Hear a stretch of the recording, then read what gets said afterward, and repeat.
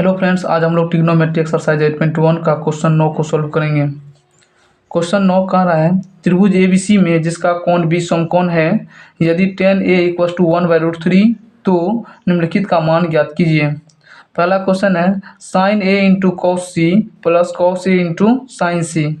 दूसरा क्वेश्चन है cos a into cos C minus sine a into sine C की value ज्ञात करने के लिए कह रहा है।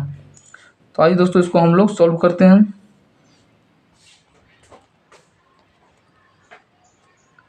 तो सबसे पहले देख रहे हैं हम लोग को क्वेश्चन में क्या सब दिया गया है। लिखेंगे दिया हुआ है tan a इक्वल टू 1/√3।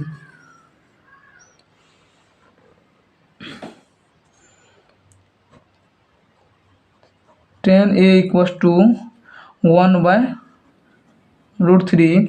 दोस्तों हम लोग टेन थीटा इक्वल टू जानते हैं लंब बाय आधार। तो लंब बाय आधार इक्वल टू हो जाएगा 1/√3।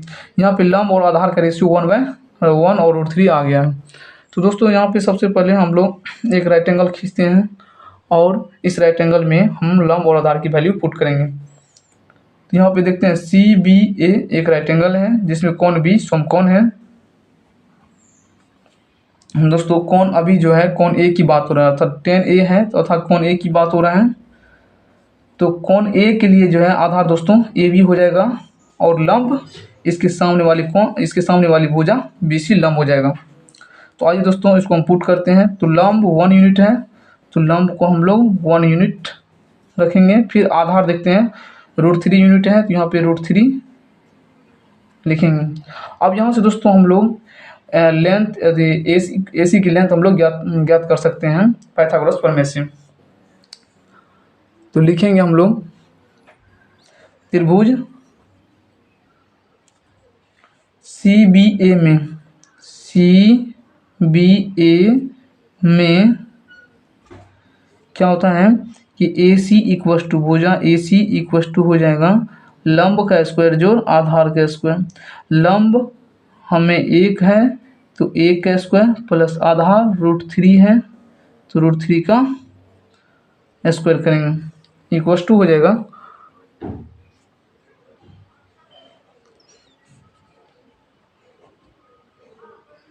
1 का स्क्वायर 1 ही आएगा प्लस √3 का स्क्वायर यहाँ पे 3 हो जाएगा। तो 1 + 3 = 4 हो जाता है।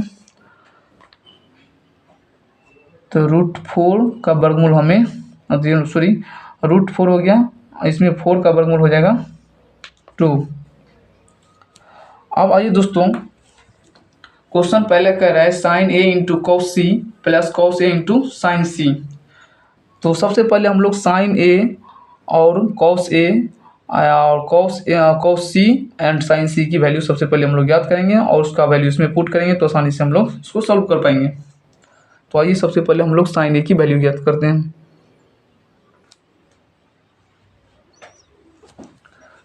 तो साइन A इक्वल टू होगा साइन A इक्वल टू हो जाएगा लंब बाय कर्ण। तो एंगल A के लिए लंब 1 है, कर्ण हम लोग 2 निकाल चुके हैं। फिर इसी प्रकार कॉस A इक्वल टू हो जाएगा आधार बाय कर्ण। तो आधार एंगल A के लिए √3 है, कर्ण हम लोग 2 निकाल चुके हैं। ठीक इसी प्रकार हम लोग साइन C की वैल्यू ज्ञात करेंगे। साइन C इक्वल टू हो जाएगा फिर यहाँ पे लंब बाय कर्ण। अब दोस्तों यहाँ पे एंगल C की बात हो रहा है तो एंगल C यहाँ पे देख रहे हैं राइट एंगल में एंगल C के लिए आधार हमें 1 हो जाएगा और इसके सामने वाली भुजा लंब हो जाएगा। तो साइन थीटा इक्वल टू हो जाता है लंब बाय कर्ण। तो लंब कोण C के लिए √3 हो जाएगा और कर्ण हमें 2 प्राप्त है। ठीक इसी प्रकार कॉस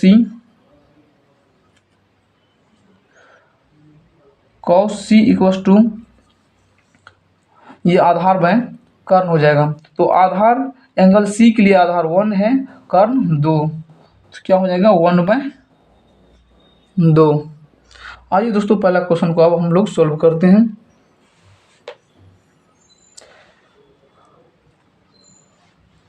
पहला क्वेश्चन दिया हुआ है,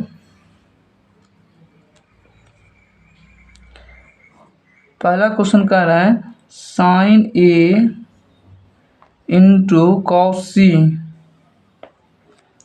plus cos A into sine C, इसका वैल्यू करा ज्ञात करने के लिए। तो साइन ए की वैल्यू हम लोग 1/2 लिख चुके, साइन ए की वैल्यू हम लोग 1/2 प्राप्त कर चुके हैं। तो 1/2 मल्टीप्लाई कॉस सी की वैल्यू हम लोग 1/2 निकाल चुके हैं, प्लस यहाँ पे कॉस ए की वैल्यू हम लोग √3/2 निकाल चुके हैं, मल्टीप्लाई साइन सी की वैल्यू √3/2 हम लोग निकाल चुके हैं। अब यहाँ पे दोस्तों 1 × 1 तो क्या हो जाएगा 1 ही आएगा, 2 × 2 4 हो जाएगा, प्लस √3 × √3 तो यहाँ पे क्या हो जाएगा 3 हो जाएगा, फिर 2 × 2 4 हो जाएगा। तो 1 और 4 का एलसीएम आ जाएगा 4 और 4 का एलसीएम 4 आ जाएगा। 4 से डिवाइड करेंगे 1 टाइम में और फिर 1 × 1 करेंगे तो 1 हो जाएगा, प्लस फिर 4 से डिवाइड करेंगे इसको तो 4 एक टाइम में होगा, 1 टाइम में होगा, 1 × 3 करेंगे तो 3 हो जाएगा। तो 3 + 1 4 हो जाएगा,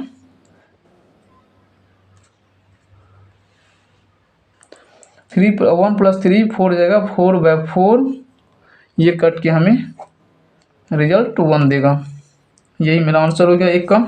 फिर दोस्तों दूसरा क्वेश्चन है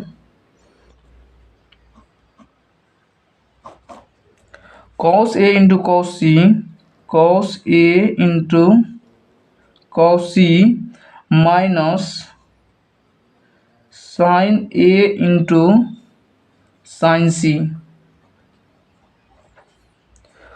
अब यहाँ पे देखते हैं cos A की वैल्यू कितना हम लोग निकाल चुके हैं √3/2, cos A की वैल्यू √3/2 तो लिखेंगे √3/2 मल्टीप्लाई cos C की वैल्यू हम लोग 1/2 आप निकाल चुके हैं, माइनस sin A की वैल्यू हम लोग 1/2 निकाल चुके हैं, फिर sin C का वैल्यू √3/2 निकाल चुके हैं।